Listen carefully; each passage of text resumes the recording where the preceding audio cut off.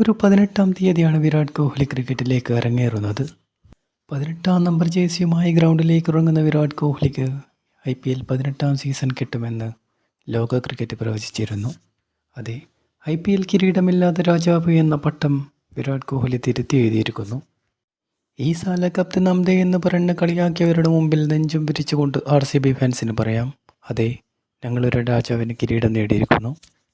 എൻ്റെ ഭാവിയും എൻ്റെ എക്സ്പീരിയൻസും മുഴുവൻ ഞാൻ എൻ്റെ ടീമിന് നൽകി. എൻ്റെ ടീം എനിക്ക് IPL കിരീടം എന്ന സ്വപ്നം നേടിത്തന്നു. ടോസ് നഷ്ടപ്പെട്ട ആദ്യം ബാറ്റിംഗ് തിരഞ്ഞെടുത്തതോടെ RCB ആരാധകർ നിരാശയിലായിരുന്നു. പക്ഷേ മിന്നും തുടക്കം കിട്ടിയ RCB 190 എന്ന മികച്ച സ്കോറിലേക്ക് എത്തി.